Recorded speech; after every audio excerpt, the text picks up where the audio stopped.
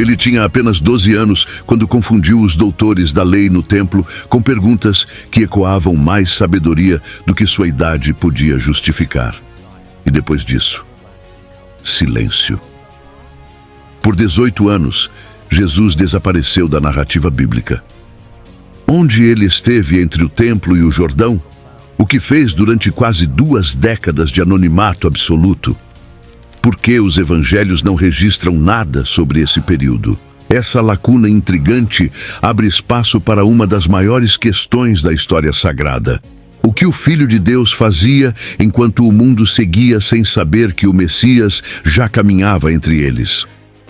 Com apenas 12 anos de idade, Jesus causou espanto entre os doutores da lei no Templo de Jerusalém, conforme descrito em Lucas, capítulo 2, do versículo 42 ao 50. Essa cena não foi apenas uma demonstração precoce de inteligência, mas um vislumbre raro da consciência profunda que ele já possuía sobre sua missão. Naquele momento, enquanto seus pais o procuravam aflitos, Jesus respondia com uma frase que ecoaria por toda a eternidade. Não sabíeis que me convém tratar dos negócios de meu pai?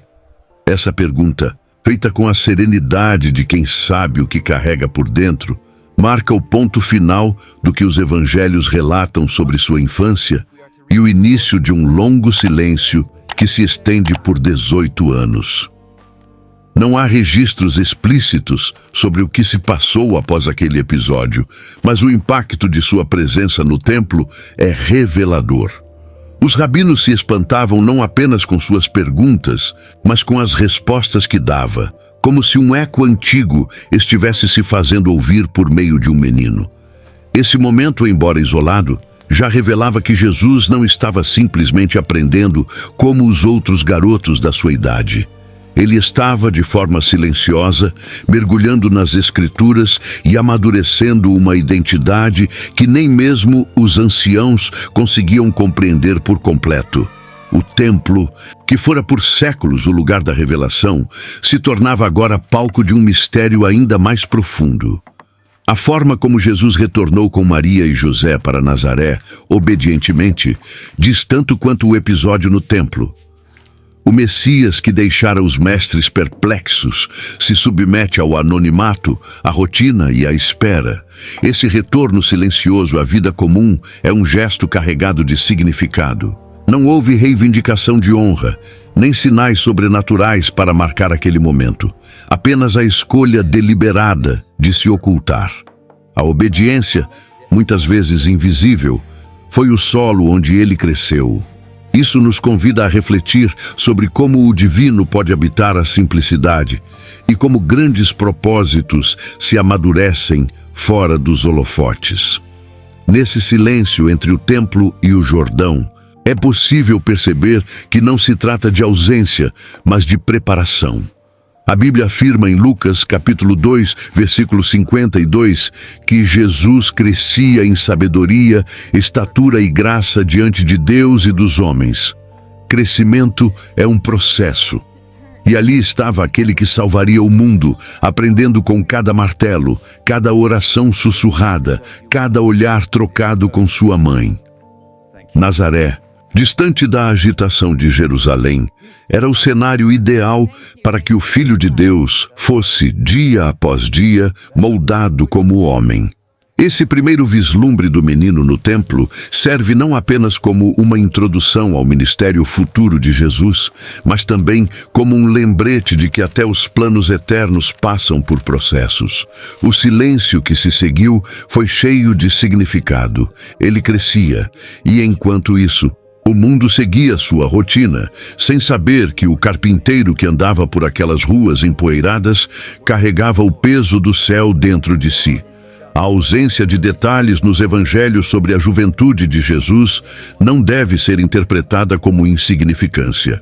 Ao contrário, esse silêncio carrega uma reverência implícita por um período que moldou em segredo aquele que viria a transformar o mundo. Entre os 12 e os 30 anos, há um intervalo que desperta a curiosidade de estudiosos, teólogos e fiéis há séculos. Por que o Filho de Deus, cuja vida e palavras seriam meticulosamente registradas depois, passou 18 anos oculto aos olhos do mundo? A resposta talvez não esteja no que foi escrito, mas no que foi vivido em profundidade. Essa ausência de narrativa bíblica direta nos convida a uma leitura contemplativa. O silêncio pode ser um recurso divino para nos ensinar que nem todo milagre precisa de plateia. Em Eclesiastes capítulo 3, versículo 1, somos lembrados de que tudo tem o seu tempo determinado e há tempo para todo propósito debaixo do céu. O tempo de Jesus em Nazaré não foi tempo perdido, mas tempo reservado. Em vez de se destacar publicamente, ele mergulhou na experiência humana, nas emoções, nas limitações físicas e no trabalho simples do cotidiano. Era o Criador experimentando, passo a passo, a vida de suas criaturas. Esse período despercebido foi, na verdade, o mais formativo de sua existência terrena. Jesus aprendeu a ouvir antes de falar, a obedecer antes de ensinar, a servir antes de ser servido. A ausência de relatos não é sinal de ausência de ação divina, mas um convite à fé.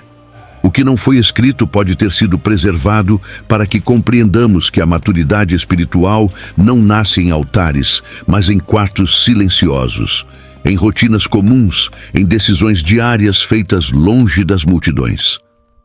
A formação do caráter de Cristo aconteceu ali, no escondido, onde a glória não é medida por aplausos, mas pela constância.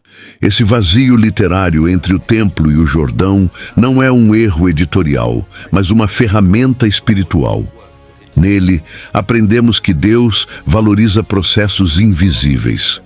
O Filho amadurecia no tempo certo, no lugar certo, à sombra do Pai.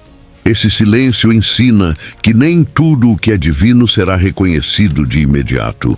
Muitos olharam para Jesus na carpintaria e o viram apenas como o filho de José.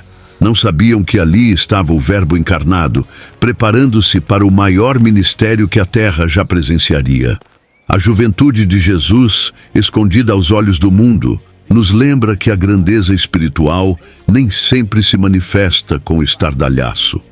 Há sabedoria profunda nesse silêncio dos evangelhos. Porque quando finalmente ele surge às margens do Jordão, não o faz como um estranho que aparece do nada, mas como alguém que já havia sido moldado por 18 anos de fidelidade, silêncio e entrega total à vontade do Pai. Na tradição judaica do primeiro século, a formação religiosa de um menino começava cedo e era intensa. Aos 5 anos, já se iniciava o estudo da Torá. Aos 10, o aprofundamento na Mishnah, e aos 13, o jovem era considerado responsável por cumprir os mandamentos através do Bar Mitzvah. Jesus, sendo judeu e vivendo em uma família piedosa, teria passado por esse processo. Essa imersão na cultura e ensino rabínico não era mera formalidade. Era um caminho essencial para compreender a profundidade do compromisso de Jesus com a lei e os profetas. Quando, já adulto, ele declarava em Mateus capítulo 5, versículo 17, que não viera para abolir a lei, mas para cumpri-la. Falava como alguém que a conhecia intimamente, desde a juventude. Crescer dentro dessa tradição era mais do que um rito religioso. Era uma imersão completa na vida espiritual de Israel. Os textos sagrados não eram apenas estudados, mas memorizados, debatidos, cantados nas sinagogas e vividos nas festas. Jesus, entre os 13 e os 30 anos, não apenas conhecia a Escritura, ele a respirava.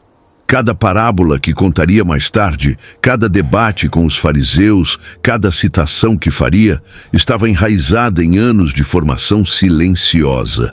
Ele não falava como alguém que apenas leu, falava como quem havia sido moldado por aquelas palavras. Mas havia algo mais.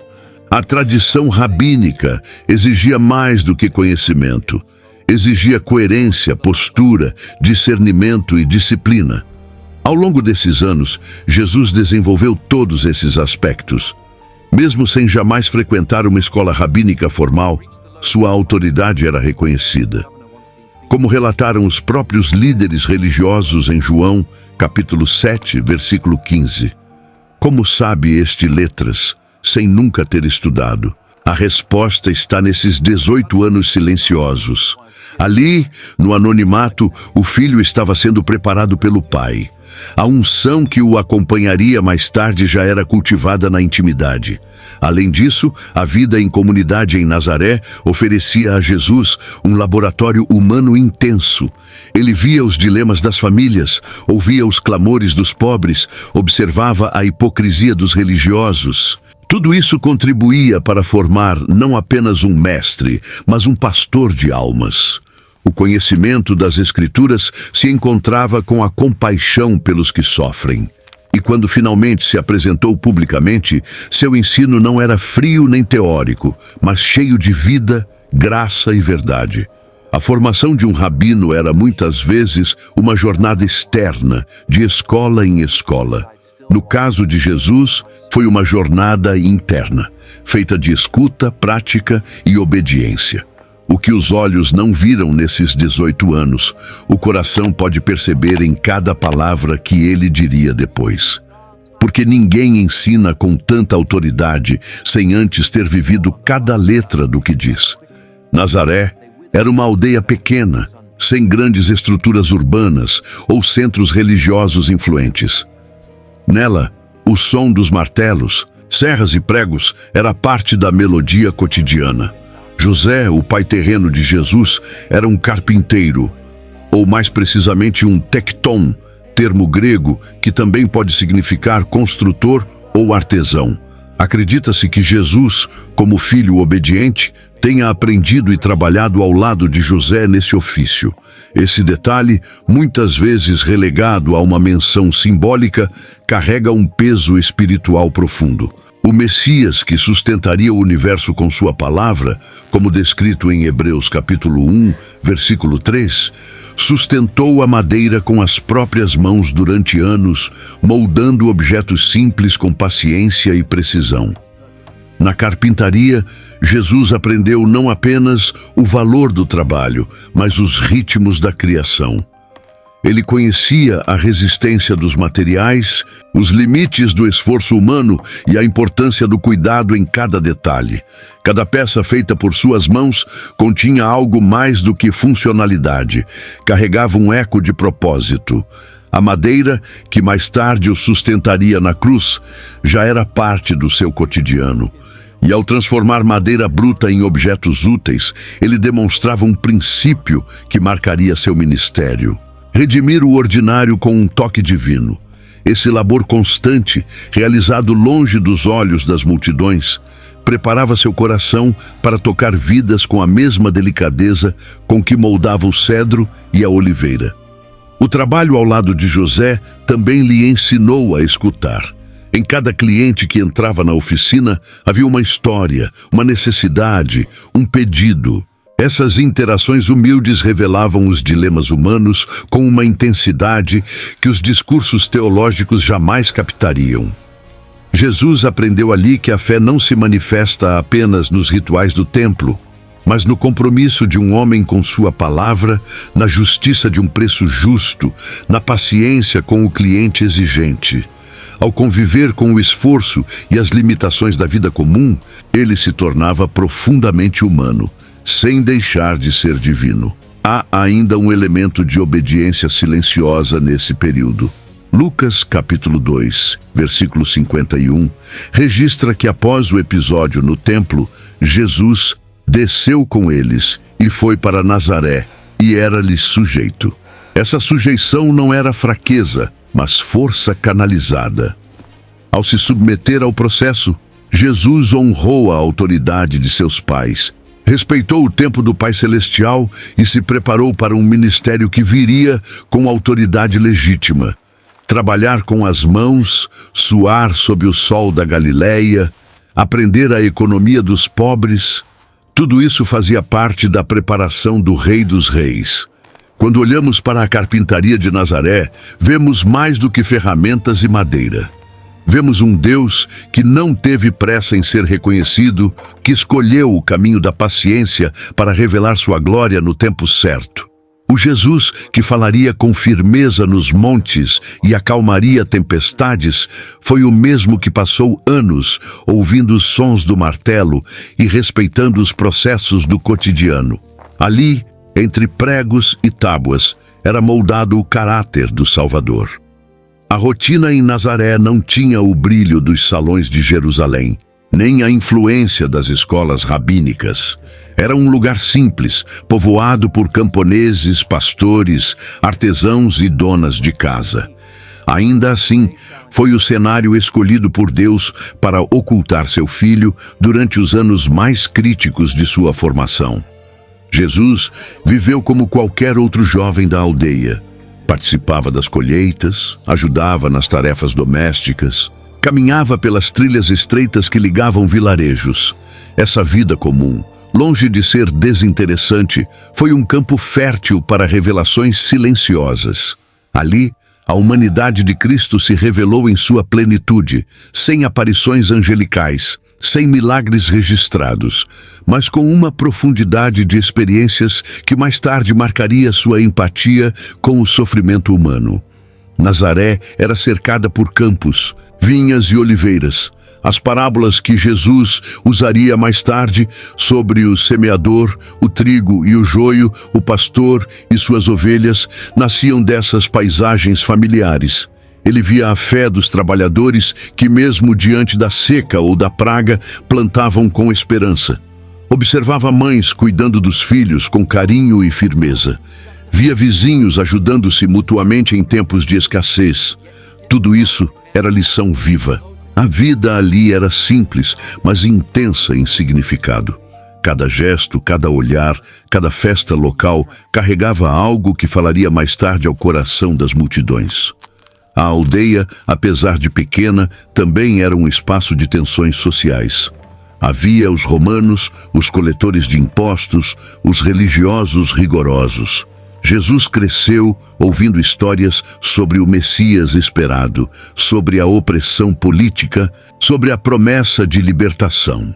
Essas conversas moldaram sua compreensão da dor do povo. Mas, diferente de outros jovens que sonhavam com rebeliões, ele cultivava um outro tipo de esperança. Não a da espada, mas a da redenção pelo amor. Desde cedo, em vez de se deixar contaminar pela revolta, Jesus se enchia de compaixão. O Messias, que choraria por Jerusalém anos depois, já se sensibilizava pelos dramas silenciosos da vida em Nazaré. Mesmo em meio às tarefas rotineiras, havia momentos de profunda intimidade com o Pai. Os montes que cercavam a aldeia eram refúgios para oração e reflexão. Era comum que jovens judeus se retirassem para orar, mas com Jesus havia algo diferente. Ele buscava mais do que respostas, buscava comunhão. Essa busca constante preparou seu espírito para discernir a hora exata de sair do anonimato. E embora nenhum milagre tenha sido registrado nesse período, a transformação mais profunda acontecia por dentro, na alma que se afinava com o coração de Deus. Em João capítulo 1, versículo 46, Natanael pergunta: "Pode vir alguma coisa boa de Nazaré?" A pergunta carrega o preconceito típico de muitos judeus da época, mas a resposta de Deus estava justamente no escândalo do ordinário. Sim, algo bom não apenas podia, mas viria da simplicidade. Nazaré foi o berço da obediência, da humildade e da espera silenciosa. Ali, longe das luzes, o Salvador se preparava com cada gesto simples para transformar o mundo. Maria, frequentemente lembrada por seu sim ao anjo Gabriel, teve uma missão muito além da maternidade biológica. Durante os 18 anos de silêncio, ela foi a principal testemunha da formação de Jesus. Não apenas o educou nos costumes da fé judaica, mas o acompanhou dia após dia em sua jornada de amadurecimento. Maria sabia quem ele era, desde a visita do anjo até as palavras de Simeão no templo. E tudo indicava que seu filho era o cumprimento das promessas de Deus. No entanto, viver com essa certeza em meio à normalidade da vida cotidiana exigia fé perseverante e coração atento.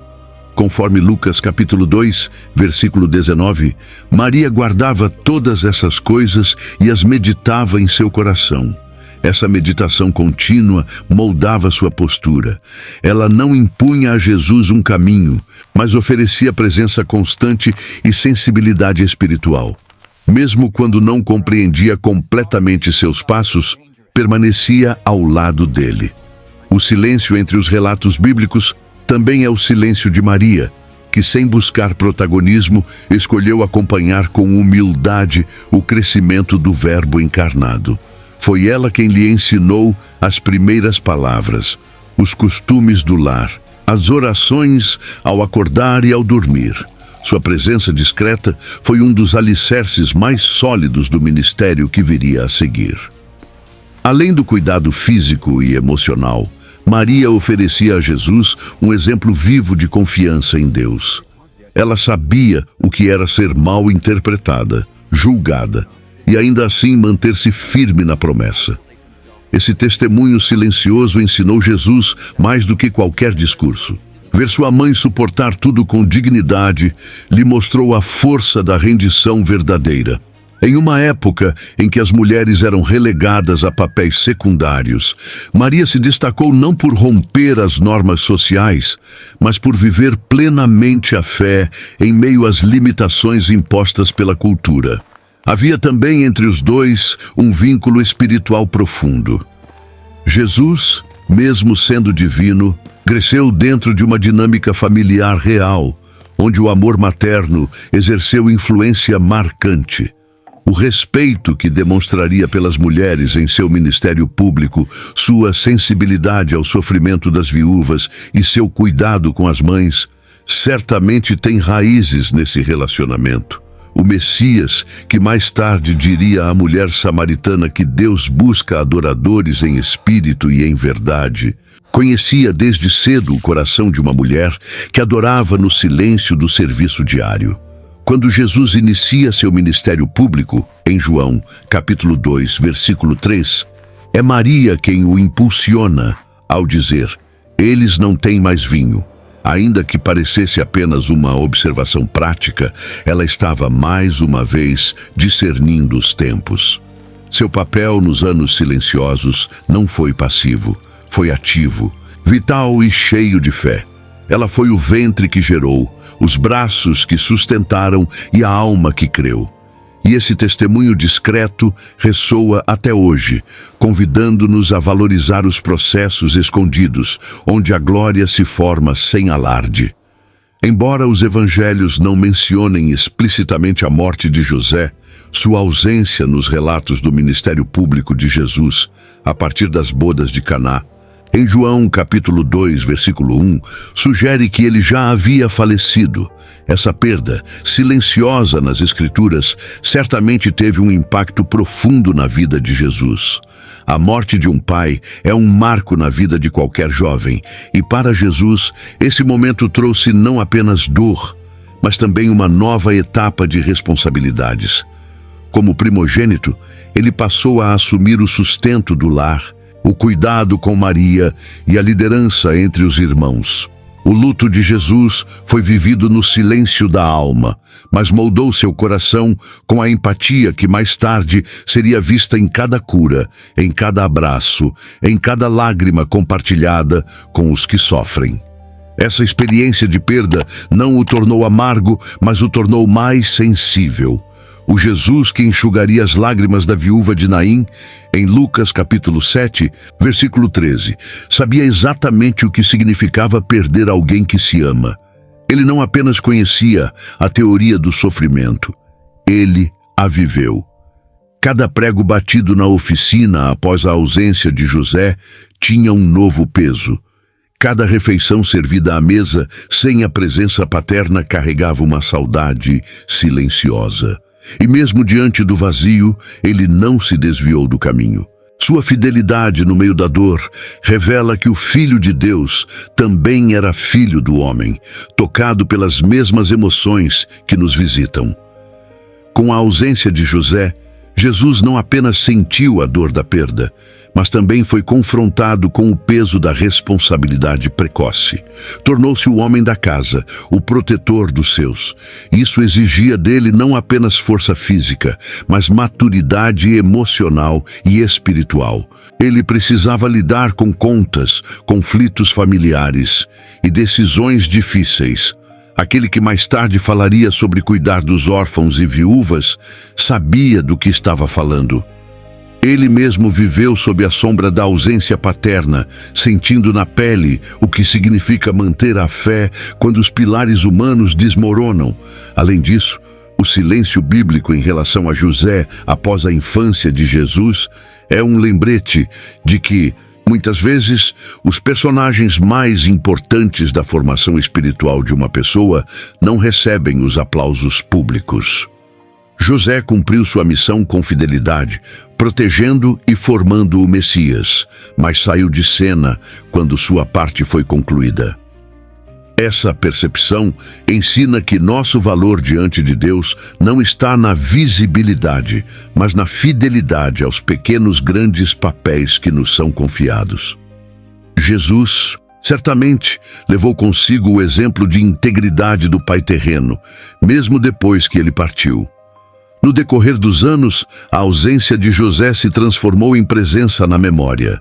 Jesus levava consigo o legado de um homem justo, que ouviu a voz de Deus em sonhos, protegeu Maria mesmo em dúvida e criou o Filho de Deus com mãos humanas. Essa herança silenciosa moldou o Messias em sua humanidade mais profunda, tornando-o ainda mais próximo daqueles que vivem a dor do luto e o peso da responsabilidade.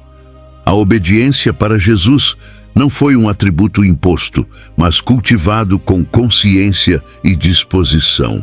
Durante os anos ocultos em Nazaré, ele aprendeu a arte de submeter-se, não por fraqueza, mas por força interior. Lucas capítulo 2, versículo 51, registra que Jesus era-lhe sujeito, referindo-se à sua submissão a Maria e José. Essa sujeição revela um aspecto essencial de seu caráter: a disposição de respeitar os processos do Pai, mesmo que isso significasse viver de forma invisível aos olhos do mundo. Foi no silêncio da rotina que Jesus treinou a escuta, fortaleceu o discernimento e moldou a fidelidade, virtudes que sustentariam seu ministério mais tarde. Essa obediência se manifestava nas pequenas decisões do cotidiano: ajudar nos afazeres da casa, respeitar os limites impostos pela cultura, conviver com vizinhos difíceis, participar das tradições religiosas da aldeia. Cada uma dessas ações era uma oportunidade de dizer sim ao Pai, mesmo sem ouvir aplausos ou ter garantias de reconhecimento. O Salvador, que depois diria em João, capítulo 8, versículo 29, porque faço sempre o que lhe agrada, estava, naquele tempo escondido, aprendendo a agradar o Pai nas tarefas mais simples. O extraordinário de Jesus foi construído no ordinário da vida. A obediência também o ensinou a esperar. Jesus sabia quem era. Desde cedo, essa identidade o acompanhava como uma verdade interna, ainda que velada. Mas ele não antecipou os fatos, não iniciou o ministério antes da hora, não buscou sinais para provar sua missão. Esperou. O Messias esperou 30 anos para começar seu ministério público, um número que, segundo a tradição judaica, marcava a maturidade plena para o exercício sacerdotal. Essa espera não foi ociosidade, mas uma forma de rendição ao tempo divino. Ele confiava que o Pai sabia o momento certo de cada coisa. Essa obediência no anonimato revela um contraste com a lógica humana, que valoriza visibilidade e resultado imediato. Jesus, no entanto, demonstrava que há glória em servir sem ser visto, que há poder em obedecer sem recompensa aparente. Essa lição tão contracultural atravessa os séculos e continua ecoando. Quantos de nós resistimos aos processos de espera? Quantos ignoramos o valor do silêncio formativo? Jesus nos mostra que a obediência no escuro prepara o coração para a luz. Durante esses anos, o silêncio foi a linguagem da obediência. E foi esse silêncio obediente que formou um Messias capaz de enfrentar desertos, rejeições, traições e cruz. A força com que ele carregaria a cruz começou a ser moldada na carpintaria, nas conversas com a mãe, nas orações solitárias nos montes ao redor de Nazaré. Porque antes de ensinar obediência, ele viveu cada letra dela.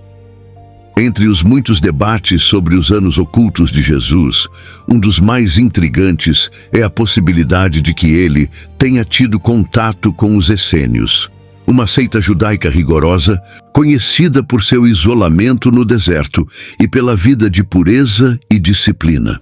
Essa hipótese ganhou força após a descoberta dos manuscritos do Mar Morto encontrados em Qumran, onde se identificou uma comunidade que vivia à margem da sociedade em busca de santidade e fidelidade radical à lei. Embora os evangelhos não confirmem tal relação, o estilo de vida de Jesus, em alguns aspectos, ecoa práticas similares, despertando reflexões legítimas entre estudiosos e crentes. Os essênios valorizavam o jejum, a oração, a pureza ritual e o estudo contínuo das Escrituras. Muitos acreditam que João Batista, cuja missão começou no deserto e cujo estilo de vida era austero, tenha sido influenciado por essa comunidade. Em Mateus capítulo 3, versículo 4, lemos que João vestia-se de pelos de camelo e alimentava-se de gafanhotos e mel silvestre, características que remetem à vida de ascetismo. Como primo de Jesus e alguém que prepararia o caminho do Senhor, a influência mútua entre ambos pode ter acontecido de forma mais profunda do que imaginamos. Ainda que Jesus não tenha adotado o radicalismo dos essênios, é possível que tenha mantido contato ou, pelo menos, conhecido seus costumes. É interessante notar que algumas ideias centrais do ensino de Jesus, como a separação do pecado, a busca pela santidade e a expectativa do reino de Deus, também estavam presentes na teologia essênia. No entanto, diferentemente deles, Jesus não se isolou do povo. Ele tocava os impuros, comia com pecadores, curava em dias de sábado. Isso revela que, se houve alguma influência, ela foi transformada. Jesus absorveu o valor da consagração, mas rejeitou o elitismo espiritual. Ele optou por um caminho em que a santidade não afastava, mas aproximava. Sua vida era marcada pela comunhão, não pelo afastamento. Mesmo sem confirmação histórica definitiva, a simples possibilidade de contato com os essênios nos ajuda a compreender como Jesus era atento ao cenário espiritual de sua época. Ele conhecia as tradições, os costumes e os movimentos religiosos, mas sua missão ia além de todos eles. Não foi fariseu, nem saduceu, nem essênio. Ele foi e é o cumprimento da promessa. E sua originalidade está justamente em transcender os sistemas sem desprezar os valores que conduzem ao Pai. Seja com os essênios ou longe deles, o fato é que Jesus cresceu em um ambiente onde a expectativa messiânica era real e fervorosa. Ele ouvia os sussurros sobre o Salvador que viria e sabia que ele era esse Salvador. No silêncio de Nazaré ou nas margens de Qumran, sua consciência de missão era fortalecida, não por rituais, mas por relacionamento com o Pai. E isso o capacitaria a andar entre os homens com os pés na terra e o coração no céu. Mesmo no silêncio dos evangelhos sobre os anos ocultos, um elemento é evidente. Jesus possuía um conhecimento profundo das Escrituras. Em cada diálogo com fariseus, em cada parábola contada, em cada resposta dada aos que tentavam apanhá-lo em contradição, transparecia um domínio inigualável da palavra de Deus. Isso não aconteceu por mágica. Foi resultado de anos de dedicação, meditação e leitura cuidadosa da Torá, dos profetas e dos escritos. A cena em que, aos 12 anos, ele questiona os doutores no templo já indicava isso. Mas a plenitude de sua sabedoria se revelou mais tarde, e sua origem pode ser rastreada aos anos em Nazaré, como sugere Lucas, capítulo 4, versículo 16, onde ele entra na sinagoga, como era seu costume, para ler e ensinar. Em Nazaré, Jesus teve acesso às Escrituras por meio da sinagoga local, onde a leitura pública era prática comum. Ele certamente aproveitou cada oportunidade para escutar, repetir e memorizar.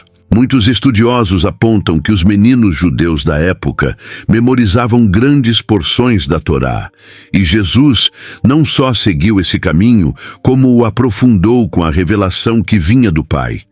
Ele lia não apenas com os olhos, mas com o Espírito. Suas futuras palavras, como no Sermão do Monte, não vinham de fórmulas ou repetições vazias, mas de um coração que compreendia a essência da lei e sua aplicação transformadora.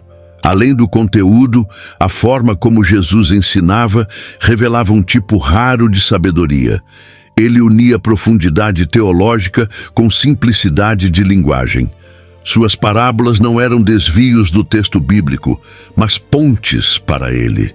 Ao falar sobre sementes, pescadores e campos, fazia as Escrituras ganharem vida diante das pessoas comuns.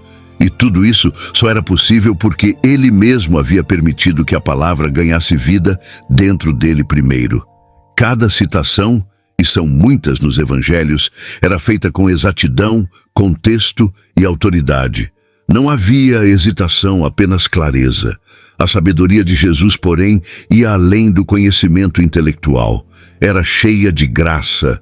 Como descrito em Lucas capítulo 2, versículo 40, onde se diz que o menino crescia e se fortalecia em espírito, cheio de sabedoria, e a graça de Deus estava sobre ele. Essa graça harmonizava verdade e amor, justiça e misericórdia, letra e espírito. Ele conhecia a lei, mas também conhecia o coração humano. Sabia onde a letra matava e onde o espírito vivificava. Isso o tornou não apenas um mestre, mas o mestre por excelência, aquele cujas palavras atravessaram séculos e ainda hoje transformam vidas. Esse preparo silencioso o capacitou a enfrentar as armadilhas dos religiosos, a consolar os aflitos, a confrontar os hipócritas e a conduzir pecadores ao arrependimento. Jesus não improvisava. Ele falava com autoridade porque havia se rendido à palavra no segredo, nos anos de anonimato. E quando finalmente a multidão o ouvia, reconhecia que ali estava alguém diferente, alguém que ensinava como quem tem autoridade. Como se lê em Mateus capítulo 7, versículo 29. A Bíblia não relata diretamente nenhuma viagem de Jesus fora da Galileia antes do início de seu ministério, mas não se pode excluir completamente essa possibilidade. A região em que ele viveu era cruzada por diversas rotas comerciais e religiosas. Nazaré ficava próxima à Via Maris, uma das principais rotas que ligavam o Egito à Síria. Isso significa que, mesmo em sua juventude, Jesus teve contato com diferentes culturas, sotaques, ideias e povos. É possível que tenha viajado com José em busca de trabalho, ou mesmo em peregrinações religiosas, como era costume entre os judeus, especialmente nas festas em Jerusalém, como indica Lucas, capítulo 2, versículo 41. Essas possíveis viagens o teriam exposto à diversidade do mundo romano, à realidade dos samaritanos, à opressão dos soldados, ao sofrimento dos marginalizados. Cada experiência fora do seu vilarejo ampliava sua visão sobre a dor humana.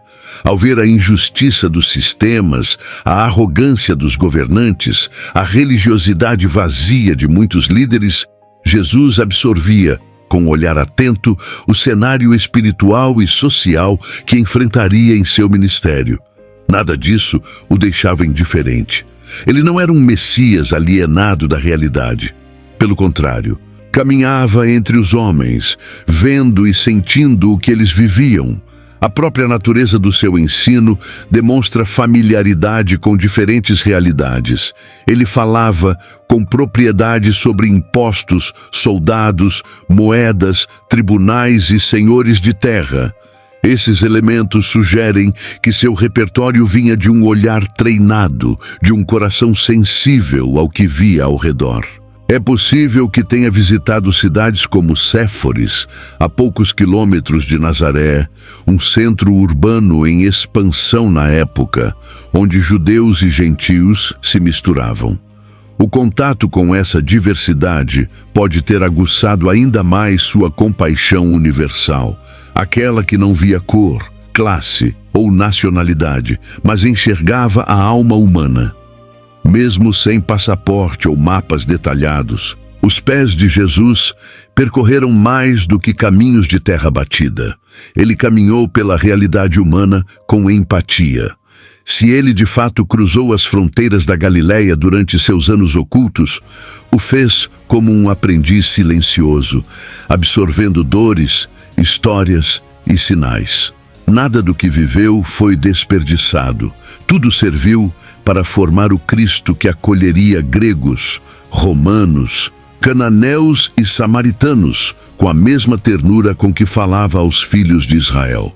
Em Mateus capítulo 4, versículo 15, o profeta Isaías é citado dizendo que a Galileia era Galileia dos gentios, ou seja, um território de mistura, diversidade e pluralidade.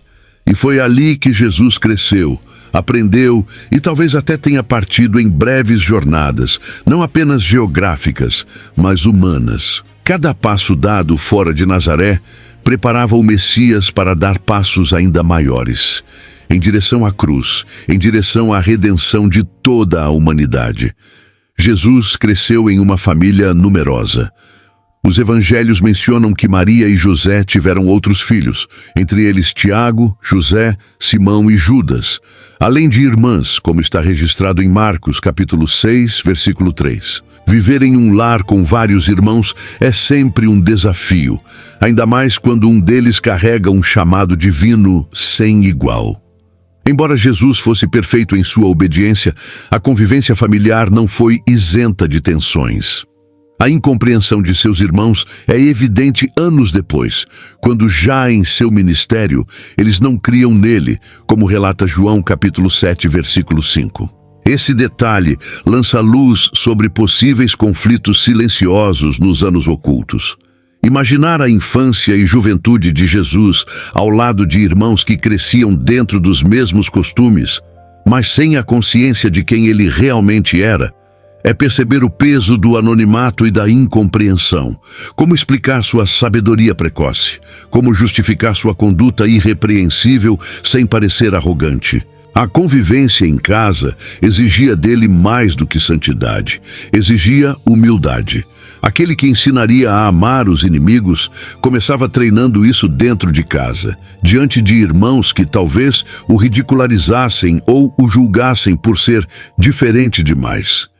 Essas tensões familiares não o afastaram de sua missão, mas o aproximaram ainda mais do coração humano.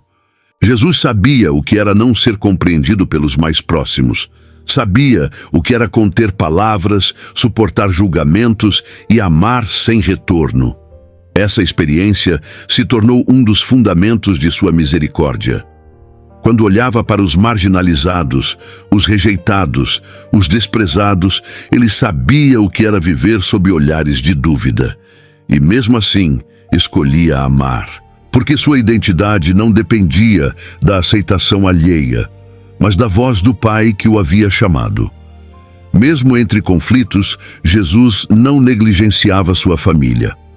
Mais tarde, quando pendurado na cruz, ele se preocupa com Maria, entregando-a aos cuidados de João, como relata João, capítulo 19, versículo 27.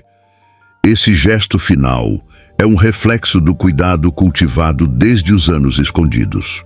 Apesar da rejeição de alguns irmãos no início, o amor permaneceu, e esse amor gerou frutos.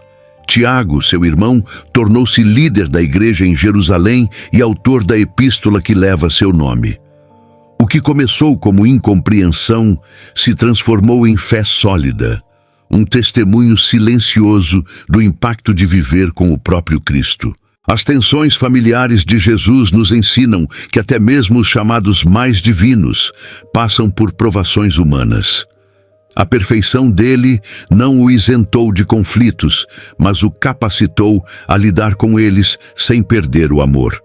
E esse amor silencioso, vivido entre irmãos e irmãs, se tornaria a base do ensinamento que marcaria toda a sua obra. Amar, mesmo quando não se é compreendido. Durante os anos ocultos em Nazaré, muito antes de se retirar para o deserto e jejuar por 40 dias, como relatado em Mateus capítulo 4, versículo 2, Jesus já cultivava uma vida espiritual intensa. Aquele momento de isolamento antes do início do ministério público não foi um improviso, mas o ápice de uma vida inteira de preparação. O jejum e a oração, que mais tarde se tornariam marcas de sua jornada, foram aprendidos e praticados com constância, disciplina e propósito ao longo da juventude. Não se tratava de atos religiosos mecânicos, mas de momentos sagrados em que sua humanidade se curvava diante da vontade do Pai. Na tradição judaica, o jejum não era apenas privação de alimento, mas um exercício de humildade, um clamor por discernimento e direção divina. Jesus, como fiel às Escrituras, certamente observava esses momentos, mas com um espírito que transcendia a tradição. Ele jejuava para alinhar-se com o coração do Pai, para manter seus desejos sob controle e sua mente centrada na missão. Nazaré, com suas colinas e silêncio natural, oferecia o ambiente ideal para esse tipo de busca. A solitude ali não era solidão, era comunhão. E nesse silêncio, longe dos olhos do mundo, Jesus fortalecia a musculatura espiritual que o sustentaria quando o peso do mundo estivesse sobre seus ombros. A oração era outro pilar de sua formação. Desde a infância, ele foi ensinado a orar como qualquer menino judeu, mas com o tempo, sua conversa com Deus tomou uma forma íntima, profunda e constante. O Jesus, que depois passaria noites em oração, como mencionado em Lucas, capítulo 6, versículo 12, foi o jovem que, em Nazaré, subia aos montes para falar com o Pai. A oração para ele não era um ritual, era um vínculo. E foi esse vínculo que o guiou em cada decisão, que o fortaleceu em cada desafio, que o consolou em cada momento de rejeição. A espera, talvez o aspecto mais difícil da preparação espiritual, foi também vivida com fidelidade. Jesus sabia que tinha uma missão grandiosa, mas não tentou apressar o relógio de Deus. Esperou o momento certo, confiando que o Pai revelaria o tempo exato de cada passo. A espera moldou sua paciência, sua resistência à tentação de buscar reconhecimento precoce, sua disposição de servir sem ser notado. Esse treinamento oculto o capacitou a suportar a pressão das multidões, os ataques dos fariseus, a dor do Getsêmani. A firmeza que demonstrou no ministério nasceu na fidelidade silenciosa da juventude. Foi nesse ambiente de oração, jejum e espera que Jesus consolidou sua identidade. Quando finalmente surgiu no Jordão, não foi como alguém sedento de fama ou glória, mas como um servo plenamente consciente de sua missão. Sua espiritualidade não era construída em palcos, mas em quartos fechados, como ensinaria depois em Mateus capítulo 6, versículo 6. Nazaré foi o berço da intimidade com Deus, e essa intimidade foi a fonte de toda a autoridade que carregaria. Uma das perguntas mais profundas que ecoam nos estudos sobre os anos ocultos de Jesus é: quando ele soube de fato que era o Messias? A resposta talvez não esteja num único momento de revelação, mas em um processo contínuo, vivido com intensidade desde os primeiros anos. Aos 12, já demonstrava consciência de sua origem divina, como se vê em Lucas capítulo 2, versículo 49, ao dizer a Maria e José que precisava cuidar dos negócios de seu pai. Aquela afirmação não era arrogância infantil, mas um sinal de uma identidade em formação, que se tornava mais clara a cada passo.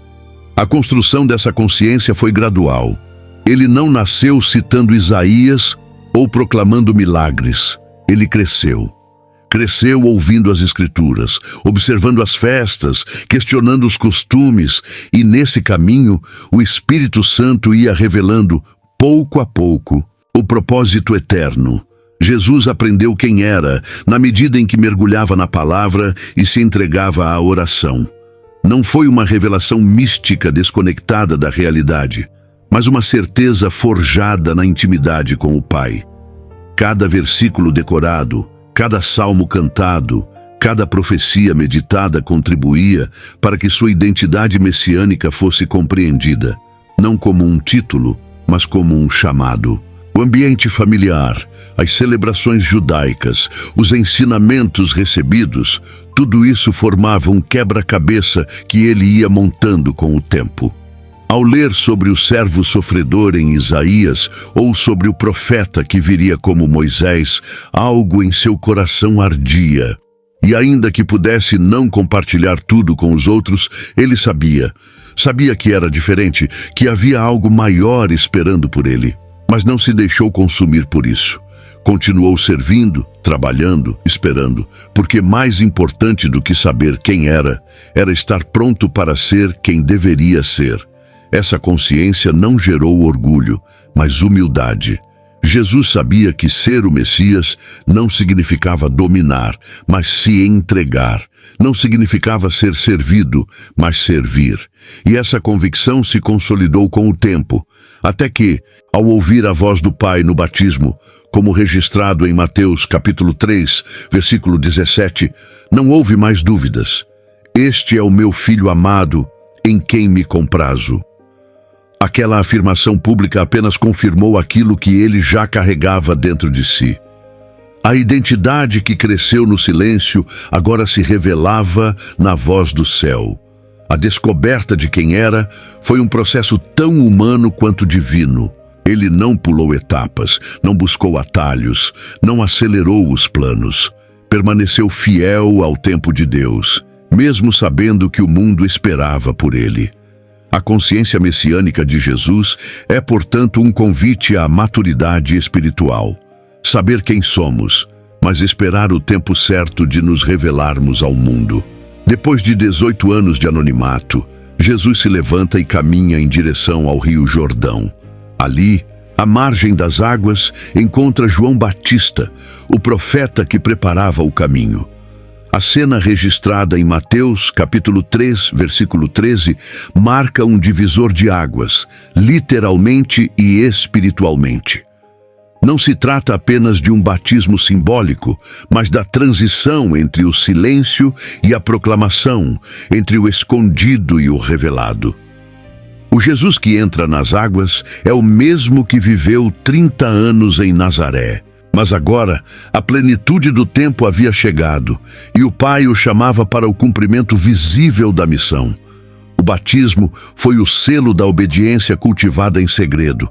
Quando Jesus se apresenta a João, não há arrogância, apenas submissão.